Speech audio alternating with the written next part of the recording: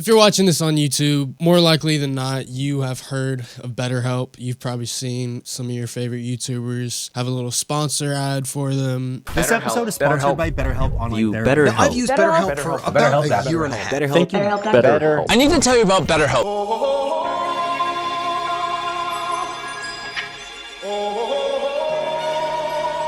FTC says online counseling service BetterHelp pushed people into handing over health information and broke its privacy promises. Are we surprised?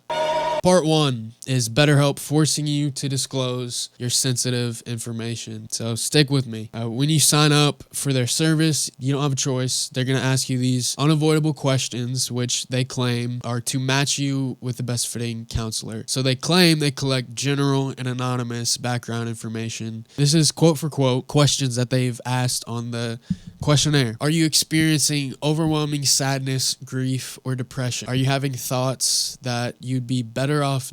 Are you taking medication? Have you been in therapy before? So right off the bat, they've got your name, your contact, your email, your IP address, so they have your general location. Extremely specific, sensitive questions about you and your mental health. Keep in mind the underlying context of this video. It's about data privacy and about deception online. Point 2, BetterHelp lying, misinforming you and misleading you about protecting the data that they just forcibly collected. They promise to keep it private. That's from their website. Rest assured, any information provided in this questionnaire will stay private between you and your counselor. Rest assured, right? Rest assured. We never sell or rent any information you share with us.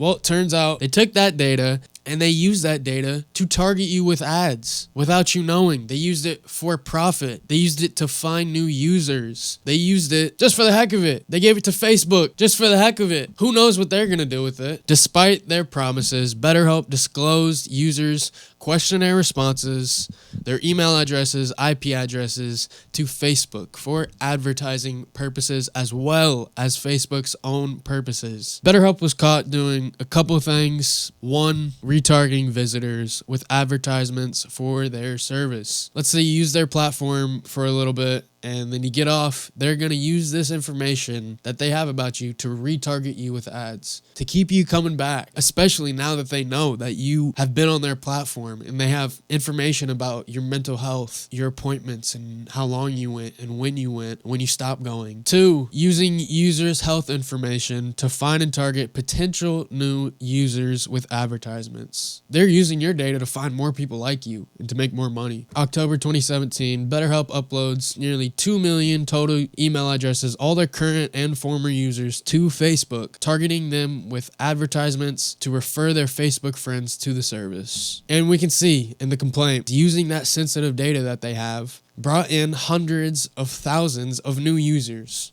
resulting in millions of dollars in additional revenue. These are the same people that said, hey, this is private. No one's going to know about this. Even in some cases, sometimes claiming not even your therapist would know your email address. And keep in mind that this is data that is very sensitive and very private. And once it's handed over to someone like Facebook or Snapchat, Criteo, Pinterest, like what are you even doing on Pinterest?